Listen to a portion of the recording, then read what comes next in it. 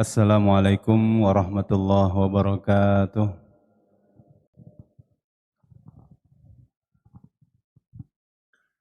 Salamnya lemes banget ini.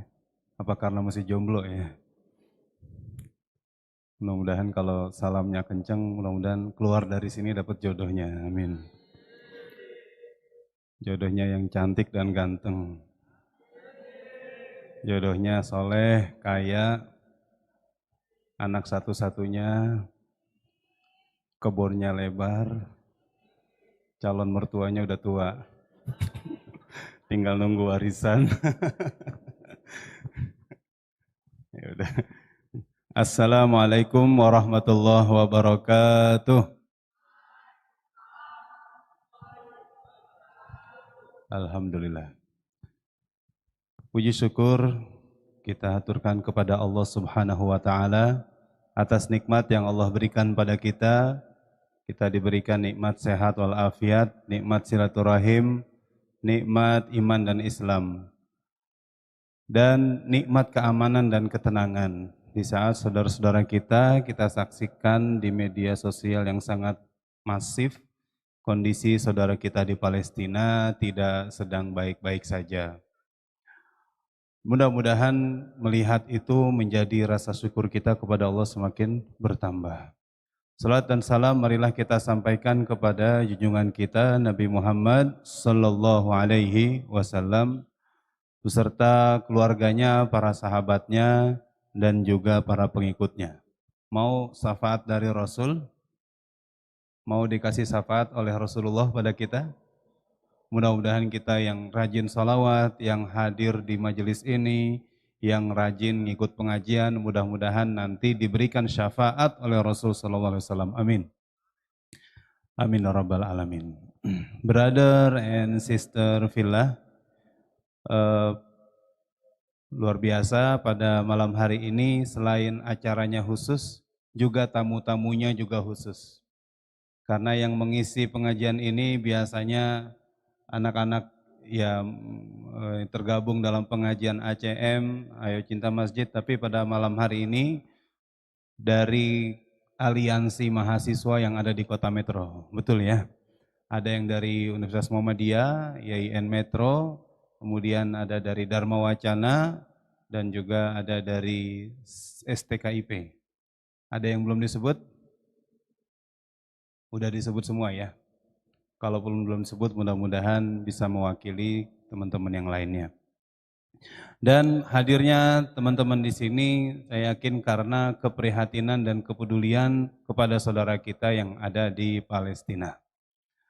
Dan juga rasa prihatin dan cinta kepada mereka semuanya. Maka mohon izin kepada teman-teman semuanya, untuk malam hari ini kita sedikit sharing tentang Palestina. Di Jawa Tengah itu ada satu wilayah namanya Kudus, betul ya? Kudus itu di dalamnya ada masjid, namanya masjid apa? Masjid apa itu? Kalau teman-teman yang laki-laki mungkin kalau dengar Kudus, ingatnya gudang garam. Malah nyebut merek malah. Boleh ya?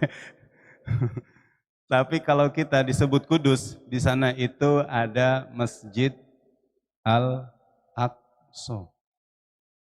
Atau kalau mungkin teman-teman dengar Menara Kudus, ya kan? Menara Kudus. Yang suka olahraga, Kudus itu tempatnya badminton. Nah, dari situ kita tahu bahwa ada akar sejarah hubungan antara Indonesia dengan Palestina sudah ratusan tahun. Kenapa saya sebut ratusan tahun? Masjid Al-Aqsa di Kudus itu dibangun pada tahun 1550. 1549. 1549.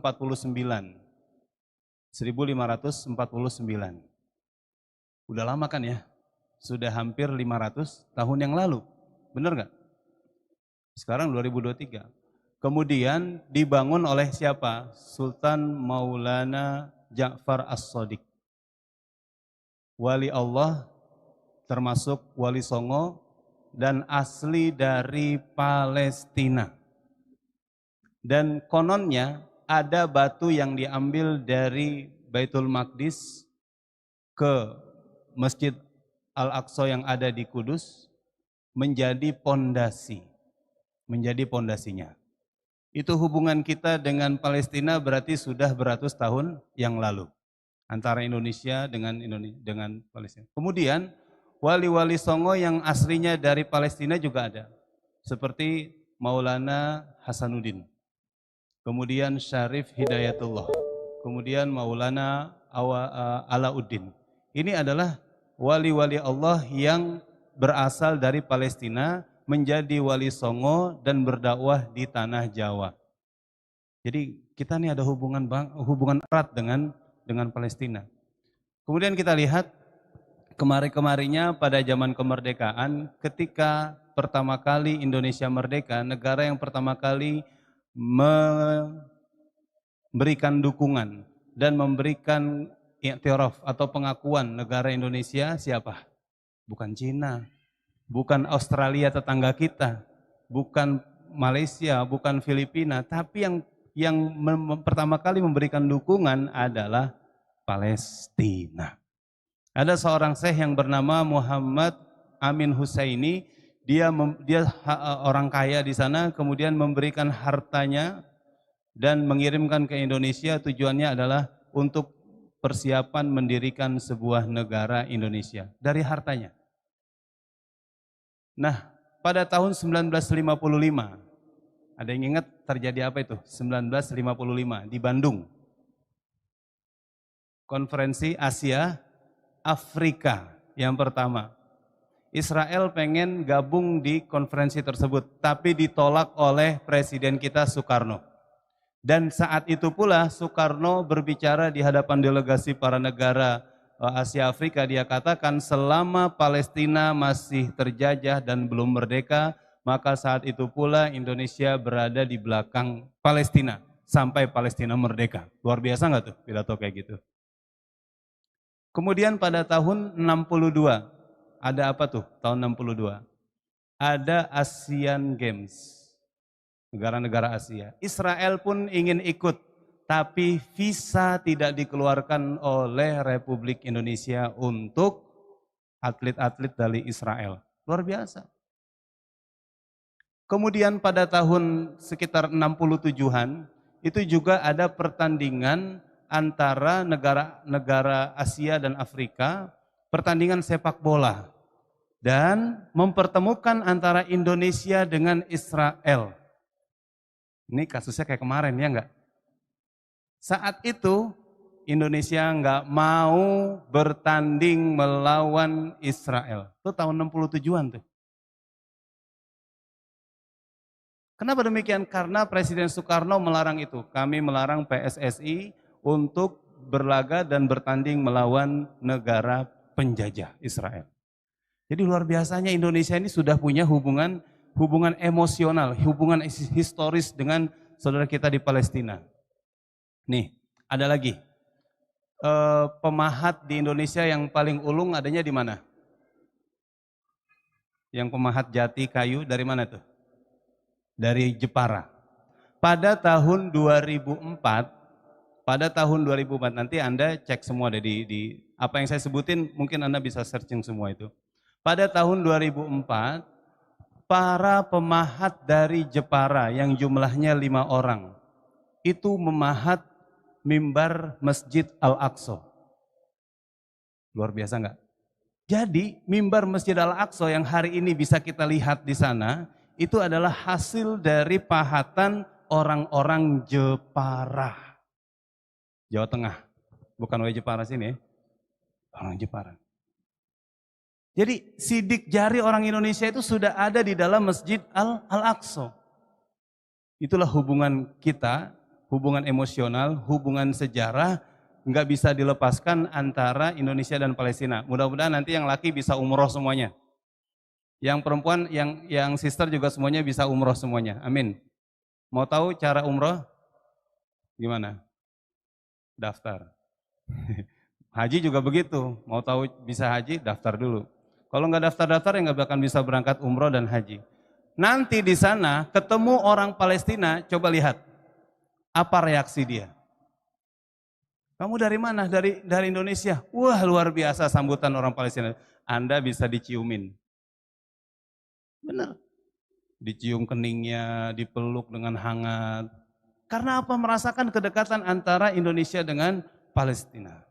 Dan mereka mengakui bahwa Indonesia ini salah satu negara yang intens memberikan dukungan baik doa, moral, dukungan material untuk Palestina sampai hari ini. Di antaranya adalah negara Qatar, Malaysia, Turki, Kuwait, dan Indonesia. Ini 5 negara besar yang memberikan dukungan material intens kepada saudara kita di Palestina. Luar biasa nggak tuh?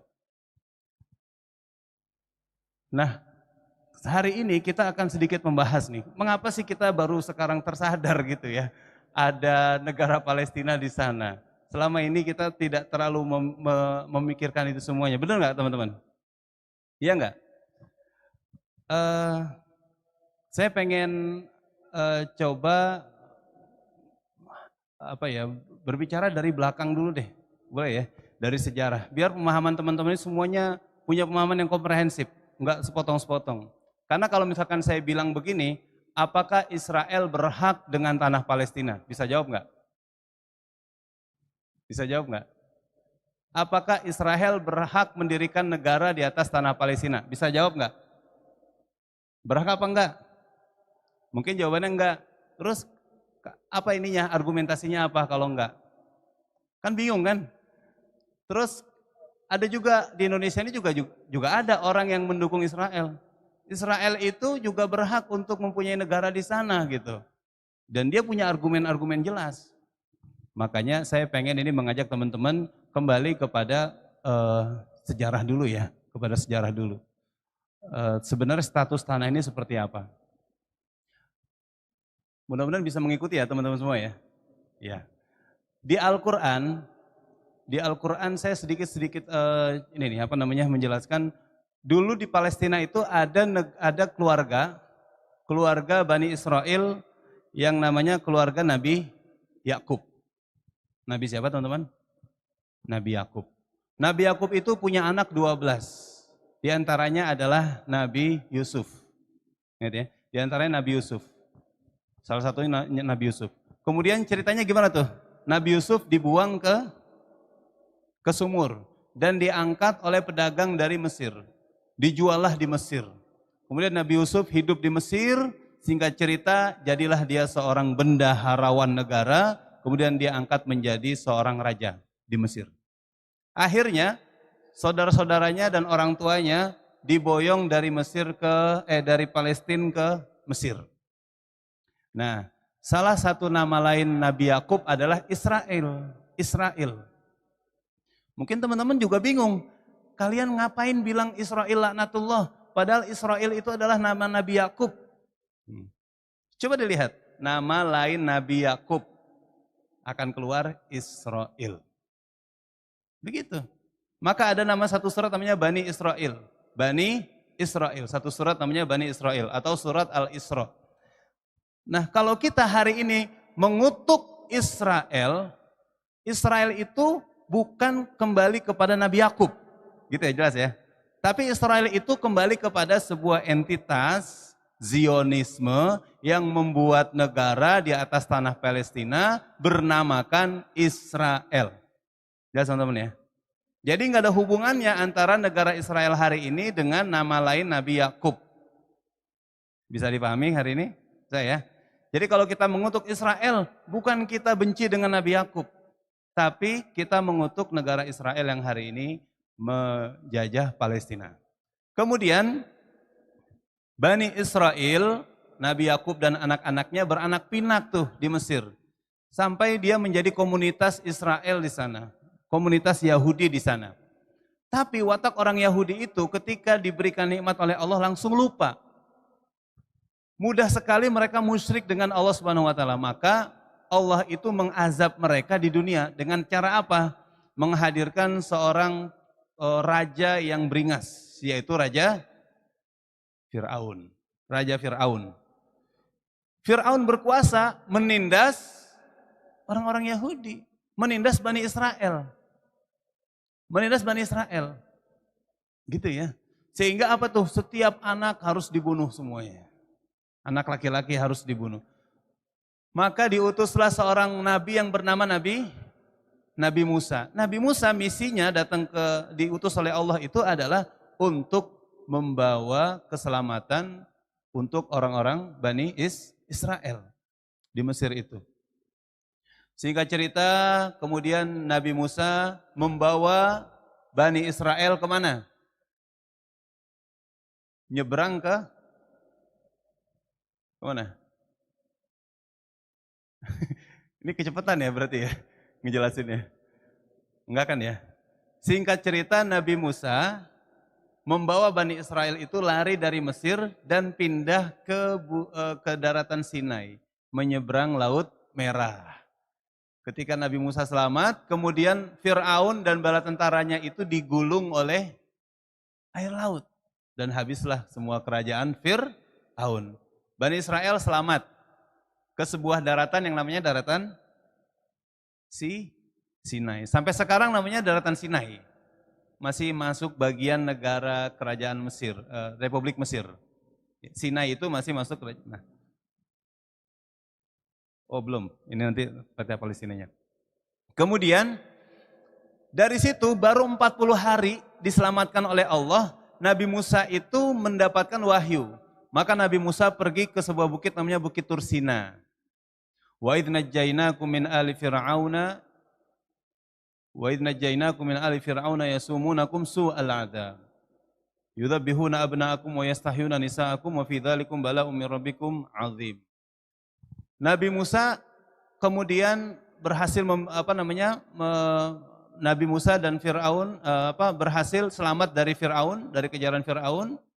Kemudian Nabi Musa itu mendapatkan wahyu. Ya. Dia tinggal selama 40 hari itu Bani Israel. Pulang dari mendapatkan wahyu dari Bukit Tursina, dia pulang melihat orang-orang Bani Israel itu sudah menyembah sapi betina. Maka namanya surat Al-Baqarah. Udah menyembah sapi. Sudah kembali kepada kemusyrikan. Padahal baru 40 hari diselamatkan oleh Allah Subhanahu wa taala. Singkat cerita setelah itu, Nabi Musa ingin membawa Bani Israel itu kemana? Ke tanah Palestina. Gitu.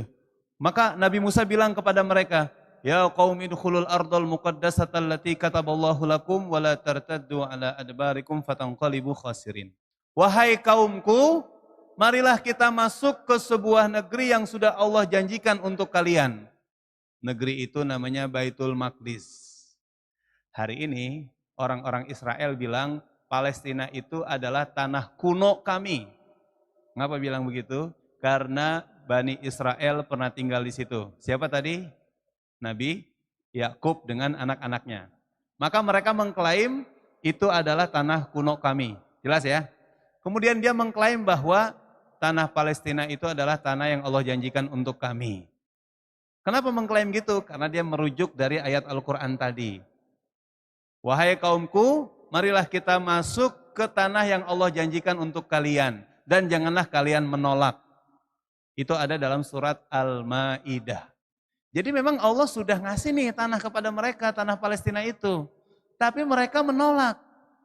Bagaimana menolaknya? Dia bilang kepada Nabi Musa, ya Musa, inna fiha qauman jabbarin wa inna lanadkhulaha madamu fiha. Fadhhab anta wa rabbuka faqatila innaha huna qa'idun. Wahai Musa, di negeri tersebut ada bangsa yang kuat dan perkasa dan kami enggak sanggup untuk menghadapi mereka. Kami enggak akan masuk selama kaum ini masih ada di dalamnya. Maka kamu aja yang duluan yang pergi wahai Musa. Engkau dan Tuhanmu pergi berperang menghadapi mereka semua. Dan kami nunggu di sini di luar. Nunggu di luar. Jadi apa nih? Bani Israel, dia pengecut. Kan gitu ya? Enggak mau berperang. Pengecut tuh. Kemudian dia juga apa tadi? Musyrik kepada Allah. Baru diselamatin dan musyrik. Dikasih nikmat juga kufur nikmat. Maka Allah mengharamkan kepada mereka. Fa innaha muharramatun 'alaikum arba'ina sanah. Wahai Bani Israel, tanah ini kami haramkan untuk kalian. Clear sampai sini? Jadi tanah Palestina yang diklaim oleh orang Israel hari ini bahwa itu adalah tanah yang Allah janjikan untuk mereka, itu sudah Allah haramkan untuk mereka. Jadi klaim mereka klaim yang palsu, klaim yang batal. Jelas sampai sini ya teman-teman ya? Oke. Ini menurut kitab suci. Kemudian kita pengen pergi ke tahun sekarang-sekarang ini. Sebenarnya ketika belum ada Israel, tanah itu milik siapa sih? Penduduk aslinya siapa? Kan gitu ya. Penduduk aslinya adalah negeri Palestina. Dan penduduk aslinya adalah orang-orang Arab yang tinggal di sana. Jadi begitu. Orang Arab, kemudian nama negerinya juga Palestina. Ini bisa kita lihat bahwa di kitab-kitab perjanjian lama dan perjanjian baru pun menamai tanah tersebut adalah Ardu Filistin, tanah Palestina. Di kitab-kitab Injil pun menamakan itu Palestina. Bukan Israel, bukan. Jadi jelas ya, di kitab perjanjian baru, perjanjian lama pun mengatakan tanah itu adalah tanah Palestina. Oke, sebelum kita beralih ke tahun 1900-an awal, di mana terjadi kolonialisasi atau penjajahan ya. Nah, ketika Inggris melakukan Perang Dunia Pertama dan Inggris itu memenangi Perang Dunia Pertama nih. Inggris memenangi Perang Dunia Pertama terhadap Khilafah Utsmaniyah di Turki. Jadi Khilafah Utsmaniyah di Turki itu kalah dan yang memenangi Perang Dunia Pertama adalah Inggris. Kita mungkin tahu ya, kalau memenangi sebuah peperangan maka dialah yang berkuasa, menjadi negara adidaya. Dia berhak untuk mencaplok tanah ini, kawasan ini dan seterusnya. Terjadilah sebuah kesepakatan antara para penjajah nih, negara-negara Eropa, yaitu namanya perjanjian Sykes-Picot antara Inggris dengan Prancis. Perjanjian tersebut adalah pembagian wilayah. Maka dibagilah wilayah-wilayah negara Islam saat itu seperti Libya untuk Italia, Mesir untuk Inggris, Syria untuk Inggris, Lebanon untuk Prancis, Palestina untuk Inggris. Jadi dari tahun 1900-an awal, Inggris itu menjadi jajahan, Palestina itu menjadi jajahan, siapa tadi? Inggris. Palestina itu menjadi jajahan Inggris. Yang sebelumnya, Palestina ini berada di bawah Khilafah Utsmaniyah, Ottoman, Turki. Gitu sejarahnya. Setelah itu teman-teman ya, setelah itu terjadi pada tahun 1917 ada lagi perjanjian namanya perjanjian Balfour. Perjanjian Balfour ini dibuat oleh Menteri Luar Negeri Inggris. Menteri Luar Negeri Inggris. Ya, namanya Arthur Balfour ini. Dia bilang apa dalam perjanjian tersebut? Kami memberikan izin untuk pemukim-pemukim Yahudi tinggal di tanah Palestina. Jadi Yahudi dulu nggak punya negara. Dia tersebar ada di Asia, ada di Afrika, ada di Eropa, ada di Amerika. Dan perjanjian Balfour ini 1917 ini memberikan izin atau legal untuk orang-orang Israel, orang-orang Yahudi tinggal di tanah Palestina. Jadi mulai tahun itulah terjadi migrasi besar-besaran dari berbagai benua tadi, orang-orang Yahudi. Dimulai dari 1920, puncaknya 1948. Dari mana-mana tuh. Yang sebelumnya Yahudi itu hampir mungkin komunitas minoritas kecil banget di tanah Palestina itu. Begitu ya teman-teman ya. Dan pada tahun 1947, nah ini dia, mungkin kita baru kemari.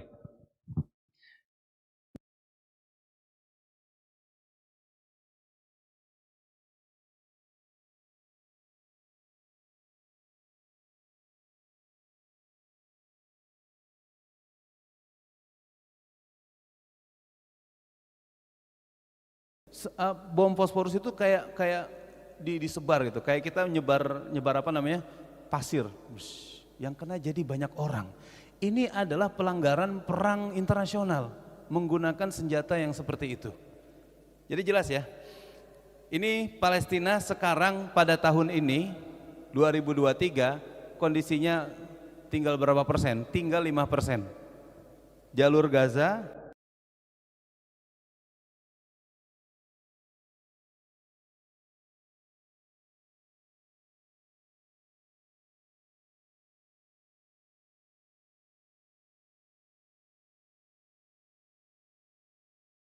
artinya negara yang apa namanya nggak punya kedaulatan.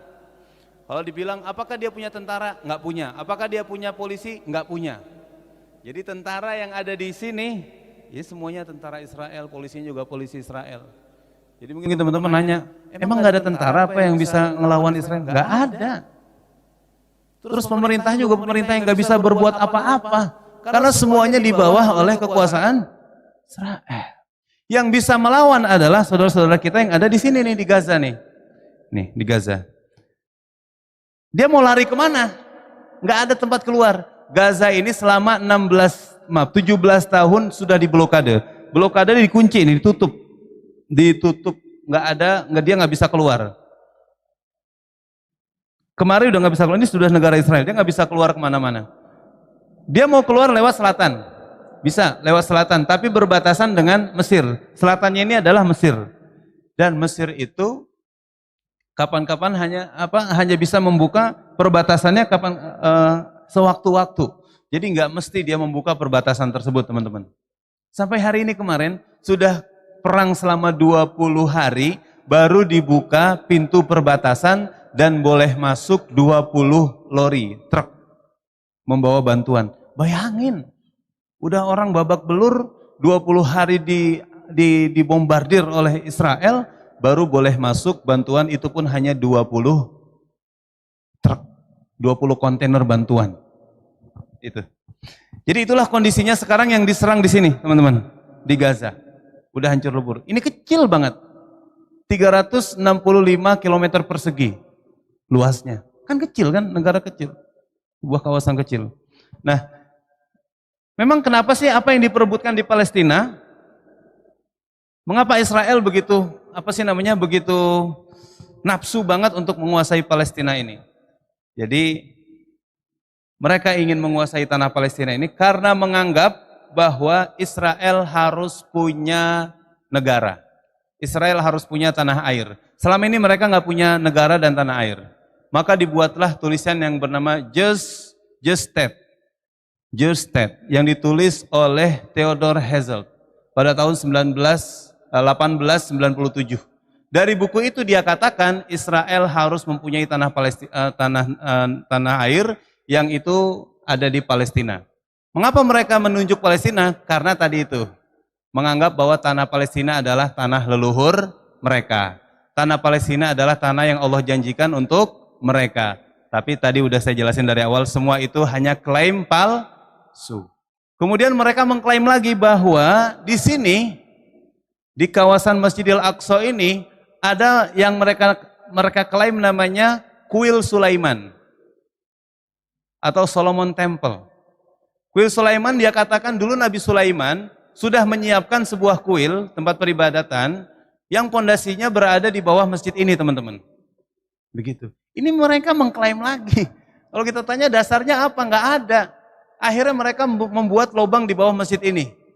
Untuk mencari apa? Tujuannya katanya untuk mencari pondasi-pondasi yang dulu pernah dibangun oleh Nabi Sulaiman untuk mereka. Padahal tujuannya adalah untuk merobohi Masjidil Aqsa. Pernah dengar tembok ratapan? Pernah dengar tembok ratapan enggak? Tembok ratapan itu masuk bagian dalam Masjidil Aqsa. Tapi diklaim oleh orang Yahudi, tembok ratapan ini tempat ibadah kami. Sehingga mereka beribadah di tembok ratapan yang itu merupakan tembok bagian barat dari Masjid Al-Aqsa. Itu masih bagian masjid. Nggak ada kaitannya dengan ini tanah milik orang Israel, nggak ada. Ini tempat ibadah Yahudi, nggak ada sekali lagi. Gitu ya. Jadi mereka juga mengklaim kami harus mempunyai tanah Palestina ini karena ini adalah tanah suci kami, kata mereka. Ini adalah tanah suci mereka katanya. Yang tadi apa klaim mereka? Mereka bilang di situ ada kuil yang dibuat oleh Nabi Sulaiman. Sekarang mau tanya, ini tanah suci siapa nih? Ini masjid suci siapa teman-teman? Ini masjid suci siapa? Di Al-Quran ada nggak? Ada. Subhanalladzi asra bi'abdihi lailan minal masjidil haram ilal masjidil aqsa. Nah itu. Jadi jelas semuanya. Kemudian apa yang terjadi kemarin ini? Selama perang dari tanggal 7 Oktober sampai hari ini. Jadi masih ada 3 menit insya Allah. 1 menit deh. Kemarin gini ya. Israel itu sekali lagi dia punya sebuah ritual namanya ritual Talmudiyah. Ritual Talmudiyah itu sekitar 15 hari. Dari tanggal 17 September sampai tanggal 8 Oktober gitu. Dan mereka melakukan ritual ibadah sampai masuk ke masjid. 1.000 orang masuk, 1.500-an orang masuk ke kawasan masjid. Bahkan mereka membuat sembelihan di dalam kawasan masjid, di pelataran masjid. Yang ini belum pernah dilakukan oleh mereka teman-teman. Belum pernah dilakukan.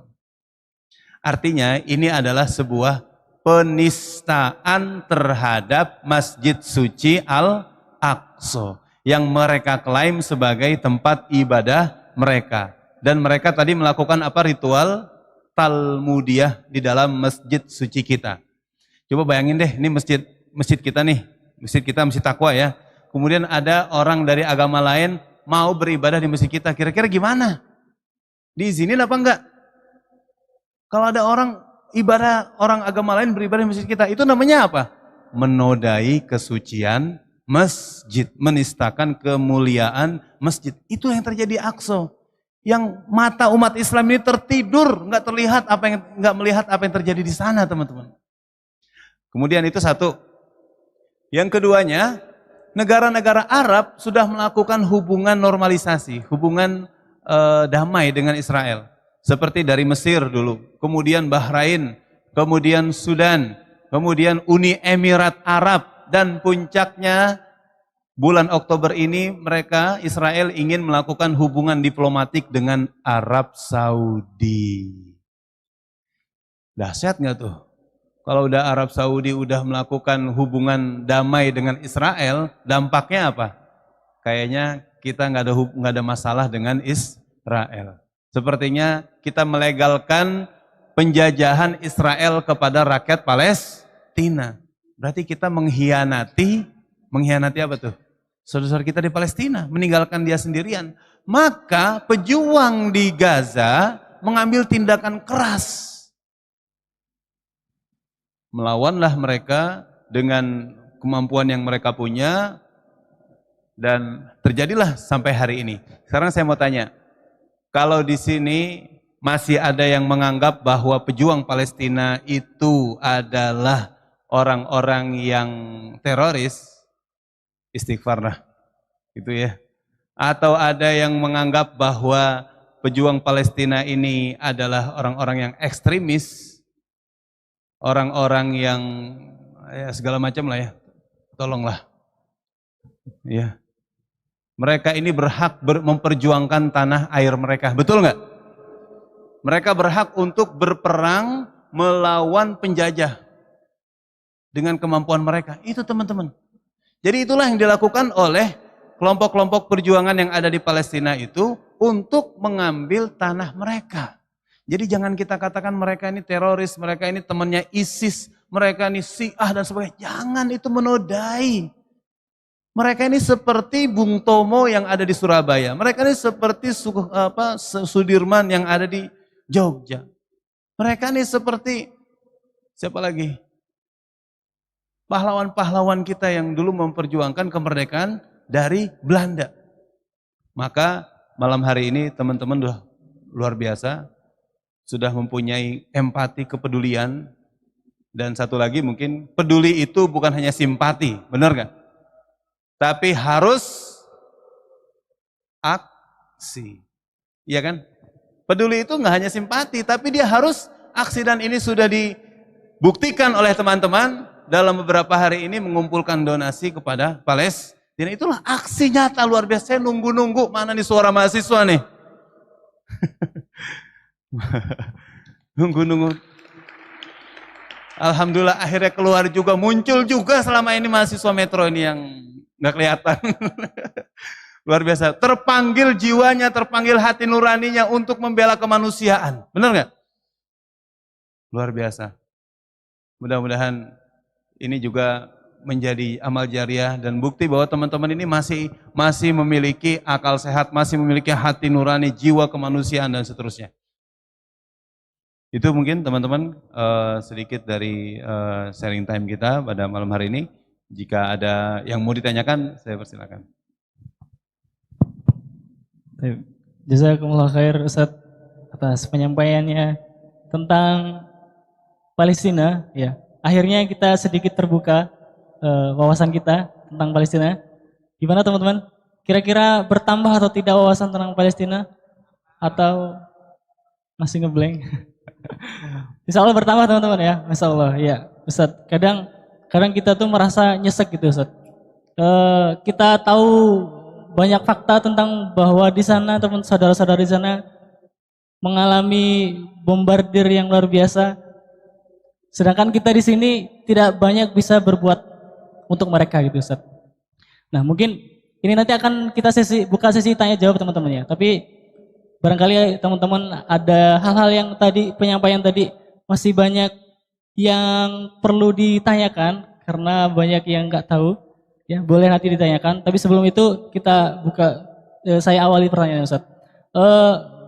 Terkait dengan poin terakhir tadi Ustaz, itu juga yang menjadi keresahan kita Ustaz, bahwa kita dihadapkan dengan fakta bahwa negara-negara yang seharusnya bisa banyak membantu untuk saudara-saudara seiman kita, tapi ternyata justru malah balik badan dan justru malah ada di belakang para penjajah itu Ustaz. Nah, sebetulnya ada sesuatu apa sebenarnya yang melatar belakangi kemana saudara-saudara seiman kita justru membantu mereka, bukan membantu saudara-saudara kita gitu Ustaz. Iya. Nih, makasih Mas Wahab ya. Tadi kita habis sholat Isya, sholat apa tadi? Sholat gaib ya. Sholat gaib itu untuk mendoakan siapa? Orang-orang yang sudah meninggal. Tapi tahu nggak? Pesan dari pejuang Palestina dibilang apa? Wahai saudaraku, jangan kalian sholat gaib untuk kami, karena kami masih hidup. Yang mati adalah hati-hati kalian. Luar biasa kan? Yang mati adalah hati-hati kalian. Negara Arab hari ini coba, ada suaranya nggak? Nggak ada kan? Justru kita lihat demonstrasi besar-besaran di mana? Di London, di Inggris, di Amerika. Hari ini orang-orang Yahudi yang tidak mendukung Zionisme hari ini menutup stasiun kereta api sentral. Jadi ada stasiun sentral di Amerika Serikat, dia duduki orang-orang Yahudi non-Zionisme. Mereka protes bahwa Palestina itu mempunyai hak atas negara mereka. Jadi ada tipe Yahudi yang tidak mendukung Zionisme. Jadi teman-teman harus bedain tuh antara Zionis dengan Yahudi. Gitu ya. Yahudi adalah orang yang menjalankan ajaran Nabi Musa, yaitu kitabnya kitab Taurat atau kitab Talmud.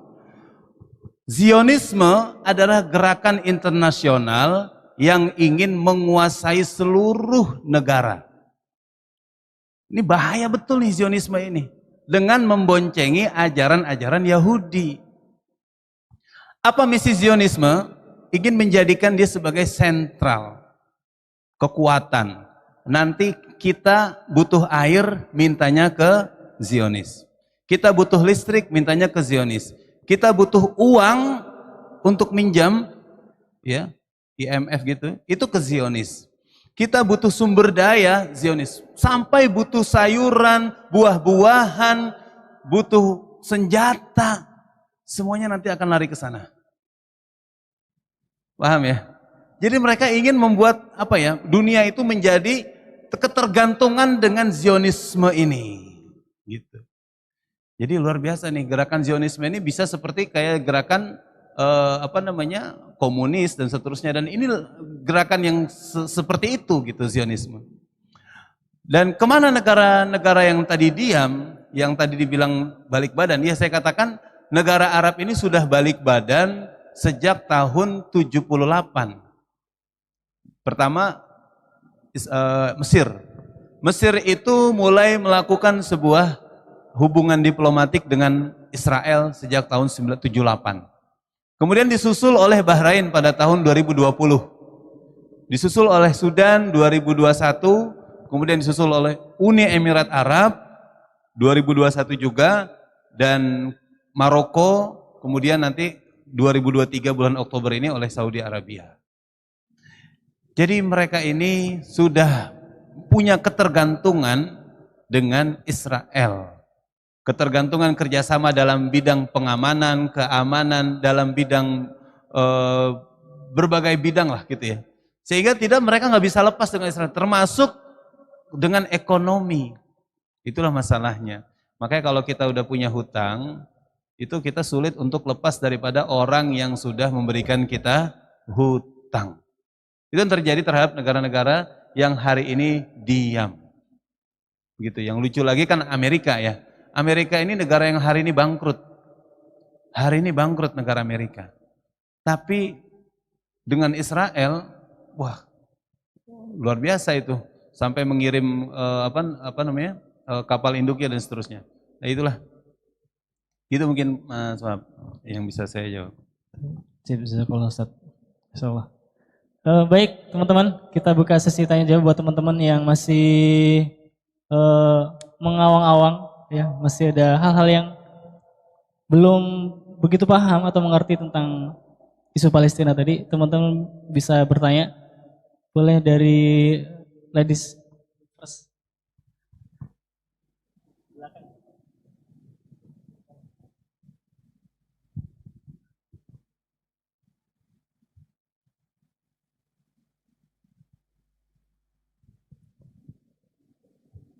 Bismillahirrahmanirrahim. Assalamualaikum warahmatullahi wabarakatuh. Sebelumnya, jazakallah Ustaz telah menjelaskan tentang histori dari tanah Palestina. Yang pertama, saya ingin tanyakan bahwa saya melihat dari salah satu platform itu di YouTube, yaitu ada wawancara rahimahullah Syekh Ahmad Yasin. Beliau berkata bahwa sesuatu yang diambil dengan cara yang buruk maka akan berakhir dengan buruk pula. Saat itu beliau ditanya bahwa apakah kehancuran Israel itu kapan terjadi? Dan beliau menyampaikan bahwa di dalam Al-Quran itu generasi akan berakhir setiap 40 tahun. Dan generasi Israel itu akan berakhir di periode selanjutnya, itu di akhir tahun 2027 Ustaz. Mudah-mudahan apa yang disampaikan Syekh Ahmad Yasin tersebut terbukti. Amin. Nah, menurut Ustaz itu bagaimana? Lalu yang kedua, ada sidang umum PBB pada hari Jumat dan Sabtu kemarin. Dan utusan dari Indonesia itu Ibu Sri Retno, yaitu Menteri Luar Negeri Indonesia, menjadi salah satu utusannya. Dan pada sidang umum tersebut, hasil akhirnya yaitu dunia PBB menghentikan agresi Israel ke Palestina, yaitu dengan gencatan senjata. Walaupun banyak negara-negara yang tetap ingin melanjutkan agresi tersebut. Tapi alhamdulillahnya sidang umum tersebut fix untuk gencatan senjata. Tapi kenyataannya walaupun sudah ketok palu, kenapa Palestina sampai detik ini juga masih dibombardir oleh Zionis Israel. Itu saja pertanyaan dari saya. Jazakallah. Assalamualaikum warahmatullahi wabarakatuh. Waalaikumsalam warahmatullahi wabarakatuh. Untuk pertanyaan pertama itu, ya di Al-Quran dijelasin ya, yaitu surat Bani Israel tadi. Surat Bani Israel. Di surat Bani Israel ini Allah Subhanahu wa taala menjelaskan ya, surat yang ke-17. Orang Yahudi ini melakukan kerusakan 2 kali. Fa idza jaa wa'du ulahuma ba'atsna 'alaikum 'ibadan lana uli ba'sin syadidin fajasu khilalad diyar. Wa kana wa'dan maf'ula. Dan ketika engkau melakukan kerusakan yang pertama kali, maka kami datangkan sebuah pasukan yang kuat. Ba'sin syadidin fajasu khilalad diyar. Dan mereka dikepung oleh pasukan tersebut. Jadi mereka membuat kerusakan pertama kali dan Allah kalahkan mereka. Kemudian thumma radadna 'alaikum marratain wa amdadnakum bil amwal wal banin wa ja'alnakum aktsara nafira. Habis itu mereka itu kembali lagi kepada kejayaannya. Mereka ditambahkan hartanya bertambah, kemudian kekayaannya bertambah. Sumber daya alamnya dia bagus gitu ya, menjadi negara superpower. Itu ditulis nih, dan seperti hari ini deh, Israel itu lagi jaya-jayanya. Lagi jaya-jayanya tuh. Dulu dia membuat kerusakan, kemudian Allah binasakan tadi, kemudian mereka menjadi penguasa negara, penguasa dunia. Ada namanya Rothschild ya. Rothschild itu sebuah keluarga Yahudi Rothschild. Dia menguasai setengah keuangan dunia. Luar biasa. Jadi setengah keuangan dunia itu dia yang muter, keluarga Rothschild itu yang muter. Waktu Perang Dunia Pertama, Inggris berhutang kepada orang kaya Yahudi ini, namanya Rothschild. Jadi mereka ini udah dikasih kekayaan oleh Allah, kasih kecerdasan oleh Allah, dan militer mereka kuasai, ekonomi mereka kuasai, segala hal kayaknya nih lari-larinya ke Israel, gitu ya. Tapi ingat, fa idza jaa wa'dul akhirati liyasu'u wujuhakum wa liyadkhulul masjida kama dakhaluhu awwala marratin wa liyutabbiru ma 'alau tatbira. Nanti teman-teman bisa baca tuh di surat Al-Isra. Ya. Ayat 4 sampai ayat 7. Dan ketika engkau melakukan kerusakan yang kedua kalinya, ini dia nih kerusakan kedua kalinya. Kenapa ini kerusakan kedua kali? Pengakuan dari orang-orang Gaza, ini adalah penyerangan yang belum pernah kami alami kecuali sekarang ini. Gitu. Ini waduh, serangan yang dahsyat teman-teman. Tadi pakai senjata bom fosfor, kemudian listrik ditutup, internet ditutup, air ditutup, listrik ditutup. Ini dahsyat betul ini. Rumah sakit dihancurkan, gereja dihancurkan, rumah sakit Kristen dihancurkan, rumah sakit Baptis ya kemarin ya. Sekolah dihancurkan, kampus dihancurkan, rumah-rumah dihancurkan. Ini adalah kerusakan yang kedua nih. Kalau bahasa Al-Quran, فَإِذَا جَاءَ وَعْدُ الْآخِرَةِ, ini adalah kerusakan yang akhir bagi orang-orang Yahudi. Artinya, apa yang diprediksikan oleh Syekh Ahmad Yasin, bahwa setelah ini Yahudi akan hilang, akan musnah, ini sebagai orang yang mengimani Al-Quran, yang mengimani nubuah dan mukjizat Al-Quran, kita yakini apa yang ada di dalam benaknya Syekh Ahmad Yasin itu mudah-mudahan akan menjadi kenyataan, dan ini menjadi keyakinan kemenangan saudara kita di Palestina. Amin. Gitu ya. Kalau untuk yang tadi sudah ada gencatan senjata tapi mengapa sampai sekarang masih peperangan? Nah, itulah bahwa PBB itu walaupun negara mayoritas sudah mendukung Palestina, tapi ada satu negara yang punya hak veto seperti Amerika, nggak jadi. Semua negara menolak Israel. Misalkan begitu ya, di Dewan Keamanan PBB ini. Tapi ada negara satu yang bernama Amerika memveto bahwa kami mendukung Palestina, mendukung Israel. Udah selesai, nggak jadi tuh. Semua dukungan negara itu jadi ambiar semua, teman-teman. Jadi itulah keadaannya. Maka perang ini nggak sebentar, perang ini akan lama. Saya sangat berharap teman-teman ini mempunyai empati, kepedulian terhadap Palestina, nggak hanya sekarang aja.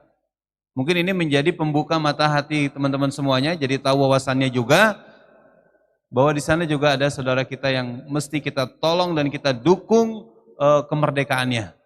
Tapi perang ini nggak sebentar, perang ini akan lama. Maka mungkin saya juga mohon dukungan teman-teman mahasiswa semua. Minggu depan hari Ahad tanggal 5 November kita akan mengadakan doa bersama.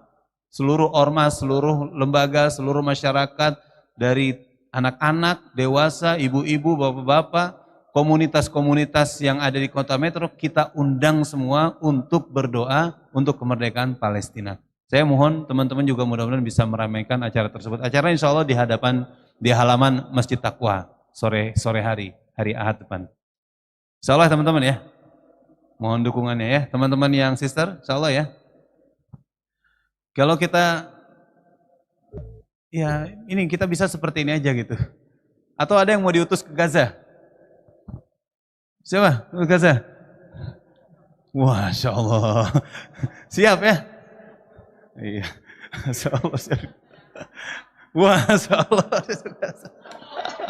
Allahu Akbar. Takbir. Luar biasa. Ya. Mudah-mudahan ada boleh kita punya cita-cita seperti itu. Ya Allah, kirim saya ke Gaza dan kuburkan saya di sana sebagai syuhada. Boleh doa kayak gitu. Kalaupun gak sekarang, tapi mudah-mudahan Allah akan kabulkan kapanpun. Ya Allah, kirim saya ke Gaza dan kuburkan saya di sana sebagai syuhada. Ya Allah, kuburkan saya di sana sebagai pembebas. Makam Nabi Musa ada di sana. Makam Nabi Ibrahim ada di sana. Makam Nabi Yusuf ada di sana. Pengen gak dikubur di tanah para anbiya yang subur itu? Mau kan? Kita punya cita-cita dan saya juga punya cita-cita seperti itu. Amin ya rabbal alamin. Baik, jazakallah Ustaz. Ya, semoga menjawab pertanyaan dari Mbak tadi ya. Ya, artinya setelah kerusakan-kerusakan besar ini Islam akan dimenangkan gitu Ustaz ya, kurang lebih. Amin ya. Semoga kita menjadi bagian dari kemenangan ini teman-teman. Amin. Baik, kemudian selanjutnya dari bapak-bapak barangkali ada yang mau ditanyakan, boleh teman-teman? Oke.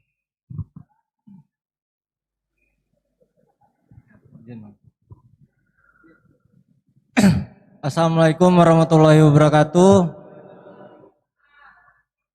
Alhamdulillahirabbil alamin. Assalatu wassalamu ala asrofil anbiya'i wal mursalin wa ala alihi washabihi ajmain, amma ba'du. Puji syukur atas kehadirat Allah yang mana telah melimpahkan kesehatan kepada kita, kemerdekaan kepada kita, sehingga kita dapat berkumpul pada malam hari ini dengan keadaan sehat walafiat, beda dengan saudara kita yang ada di Palestina sana.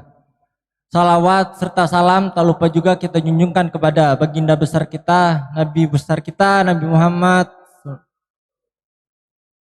Seseorang yang mengajarkan bagaimana cara berkehidupan baik dan seseorang yang mengajarkan bagaimana meninggalkan kehidupan ini sesuai dengan ajaran-ajaran Allah Subhanahu wa taala. Izin Pak Ustadz ingin bertanya terkait Palestina sekarang. Sebenarnya gerakan mahasiswa ini Pak Ustadz itu lebih condong kepada kegeraman hati kami. Karena apa? Ada kata-kata ataupun kalimat yang pernah diucapkan oleh kawan saya. Aku, kamu, kalian semua telah membunuh rakyat Palestina. Dengan apa? Dengan pikiran. Ketika kita sudah tidak berpikir lagi apa yang terjadi di Palestina dan kita tidak memikirkan apa kejadian dan apa saja yang terjadi di Palestina, artinya kita sudah tidak peduli lagi dengan mereka. Nah, yang bikin saya geram lagi, media sosial, TikTok, Instagram dan lain-lain itu hanya menayangkan capres dan cawapres. Itu saya sangat geram Pak Ustadz. Itu saya sangat geram. Kemana Palestina sekarang? Oke, mahasiswa ditanya terkait cawapres dan capres siapa yang akan menang, mungkin banyak yang bisa menjawab. Cuman ketika ditanyakan apa keadaan Palestina sekarang, bagaimana keadaan Palestina sekarang, nol. Tidak ada yang tahu. Karena apa? Media sosial sudah dikendalikan oleh pemerintah itu sendiri. Nah, yang pengen saya tanyakan Pak Ustadz, apakah menunggu kehancuran Palestina itu sendiri baru kita bergerak? Apa mau seperti ini terus? Karena yang saya lihat dari peta atau maps itu Palestina sudah mengecil. Karena gini, yang saya pahami dan yang saya tangkap dari mereka, mereka bukan meminta makanan, minuman dan lain-lain, tetapi mereka meminta hak tanah mereka kepada bantuan-bantuan negara-negara Islam.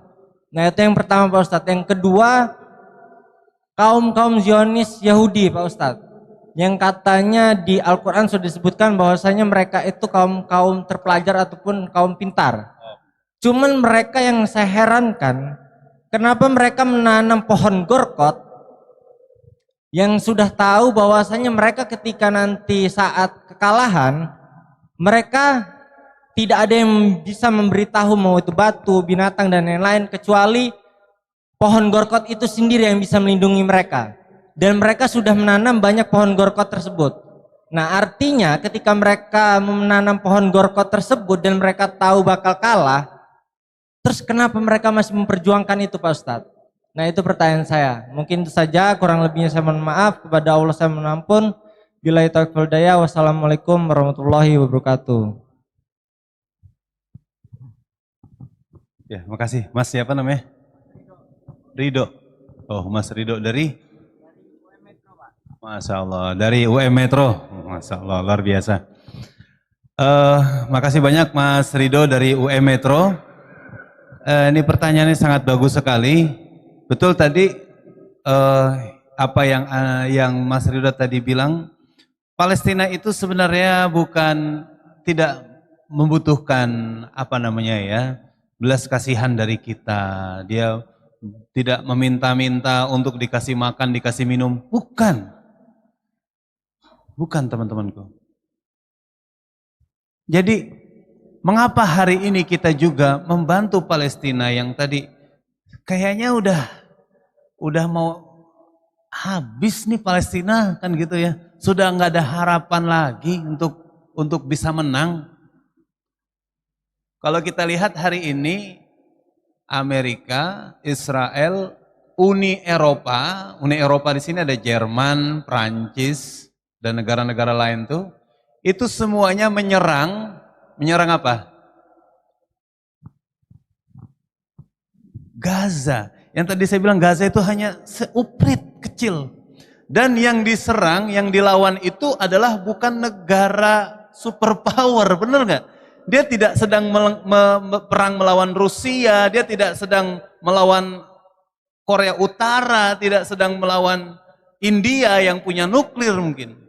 Tapi dia sedang mengeroyok, bahasa kita LSM. Pengecut tuh orang semua itu. Beraninya sama LSM. Hamas itu kan LSM di sana. Bukan negara Hamas itu. Cuma kumpulan organisasi perjuangan. Karena saya bilang tadi di sana nggak ada tentara, di sana nggak ada polisi, maka mereka inisiatif. Kalau gitu saya harus punya brigade sendiri. Dibuatlah brigade Al-Qassam, tentara sendiri untuk menjaga tanah air mereka gitu. Jadi itulah yang terjadi. Nah, teman-teman semua di sini, kita jangan putus asa. Saudara kita di sananya nggak putus asa sama sekali menghadapi Israel. Kita memberikan donasi untuk mereka 50.000, mungkin ada yang 100.000, ada yang 1 juta, ada yang 10 juta sekaligus. mungkin hanya 5.000, 2.000. Diniatkan teman-temanku semuanya, tujuannya ini bukan karena kasihan kepada mereka, bukan. Supaya apa? Hati kita ini tetap nyambung dengan saudara kita di Palestina. Itu. Makanya tadi saya bilang, beliau ini udah geram bener nih. Mana orang yang membicarakan Palestina gitu. Semua kok TikTok, media sosial isinya hanya politik aja. Palestina nggak ada yang memperhatikan. Masya Allah luar biasa nih, hari ini teman-teman diundang semua untuk hari ini datang kemari. Bukan untuk membicarakan politik, tapi untuk membicarakan kemanusiaan. Masya Allah. Allahu Akbar. Mana suara-suara para politikus juga? Harusnya juga anggota DPRD di sini juga harus bersuara tentang isu ini gitu. Harusnya wali kota juga berbicara tentang masalah ini juga. Harusnya ormas-ormas besar juga semuanya berbicara. Ada ormas-ormas yang sudah berbicara masalah ini. Ada juga wali kota dan bupati dan gubernur juga sudah membicarakan ini. Sampai menteri luar negeri kita juga sangat tegas membicarakan ini. Maka mudah-mudahan nanti minggu depan kita juga ingin membuat acara ini, acara yang melibatkan semua ormas-ormas yang ada di metro ini. Termasuk mudah-mudahan bisa kita undang wali kota dan wakil wali kota mudah-mudahan. Tadi sore sudah sowan ke Pak Buya Zakaria, Ketua MUI kita di Kota Metro, dan beliau menyetujui dan sangat apresiasi dengan kegiatan minggu depan. Dan ini tujuannya apa? Supaya teman-teman ini jangan sampai tidur, jangan sampai lupa bahwa ada permasalahan besar di Palestina. Jangan main TikTokan, jangan main ML, jangan main game semuanya. Aduh, gitu ya. Habis waktunya untuk internet, untuk main game dan seterusnya, dan lupa dengan saudara kita di Palestina. Gitu. Dan tadi ya tentang pohon gorkot tadi, memang ada hadisnya nih. Hadisnya tadi antum tanya, berarti Islam akan menang? Akan menang. Karena hadis dari Rasulullah SAW mengatakan, ya Muslim, ya Abdullah, hadza Yahudi warai, faqtulhu. Nanti pada akhir zaman pohon-pohon itu akan bisa bicara. Pasti akan bicara dia. Wahai Muslim, wahai Abdullah, di belakangku, kata pohon itu, ada Yahudi. Maka bunuhlah dia, habisi dia. Dalam arti ini Yahudi yang jahat tadi ya. Yahudi yang jahat tadi. Bunuh tuh orang tuh. Maka nanti orang-orang jahat dari kalangan mereka ini akan habis pada akhir zaman ini. Gitu. Kecuali pohon gorkot tadi. Maka mereka ya mencoba menyambung asa mereka, kehidupan mereka dengan menumbuhkan pohon. Memang itu adalah watak orang Yahudi itu sangat cinta dengan kehidupan. La tajidanna asyaddan nasi hayatan wa minal ladzina asyraku. Yawaddu ahaduhum law yu'ammaru alfasanah wa ma huwa bimuzahzihihi minal adzab. Orang Yahudi ini orang yang mempunyai keinginan hidup sepanjang tahun, sampai mereka berangan-angan, andaikan aku bisa hidup 1000 tahun, alfasanah. Itu. Maka mereka walaupun udah akan tahu akan dihabis, tapi mereka tetap mempunyai keinginan untuk bisa hidup. Itu mungkin sharing time pada malam hari ini. Dan insya Allah nanti akan ada Pak Edo akan melanjutkan abang kita ini. Baik, jazakallah khairal jaza Ustadz atas penyampaiannya. Ya, semoga lagi-lagi ini menjadi menambah wawasan kita, membuka hati kita agar kita lebih peduli kepada Palestina, teman-teman. Baik, buat teman-teman yang bertanya, ini ada tanda cinta dari ACM untuk teman-teman yang bertanya. Ya, semoga berkesan dan ya difoto ya, teman. Boleh.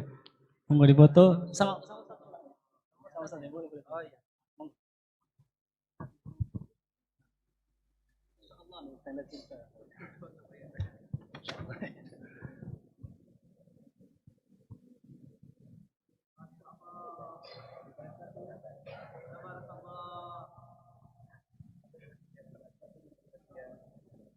Sudah. Dan ini buat yang ahwat nanti foto sendiri nggak apa-apa.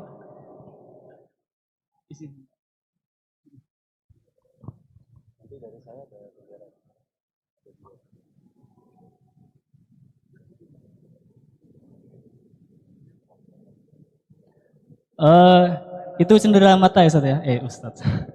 Ustaz Ridho. Buat Kak Ridho dan mbaknya, itu tanda cinta dari ACM. Nah, semoga bermanfaat.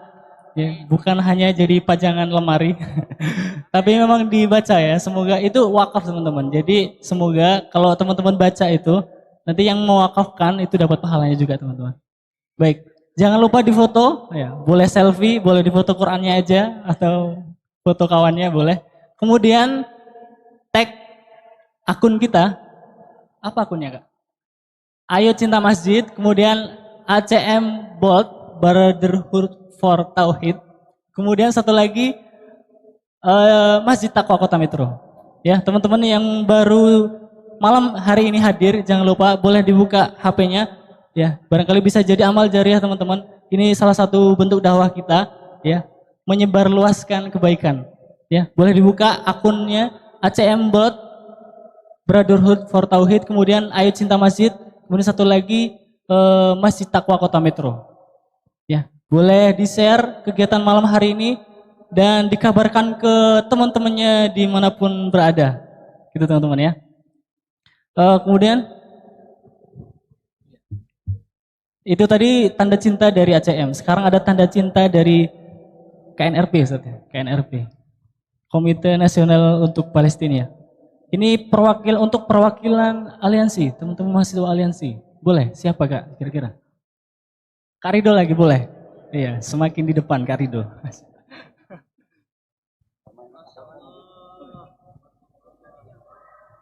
Satu lagi dari Ahwat.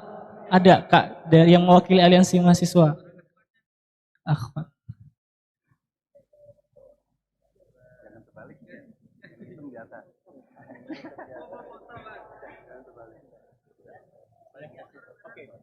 Dibawa pulang Kak ya, beneran Kak? Boleh. Satu lagi Kak dari Ahwat, dari perwakilan mahasiswa boleh? Siapa aja Kak? Boleh Kak, boleh, gak apa-apa. Ada Kak?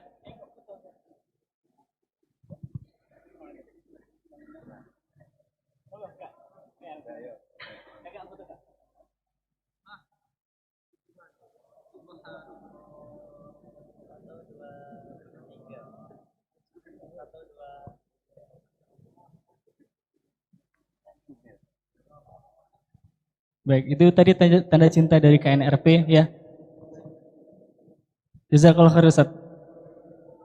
Itu tadi tanda cinta dari KNRP teman-teman ya. Ya, semoga dengan tanda itu Palestina semakin di hati kita teman-teman, dan kita semakin peduli dengan Palestina, mendoakan, kemudian aksi menggalang dana, membantu mereka dengan dalam bentuk apapun.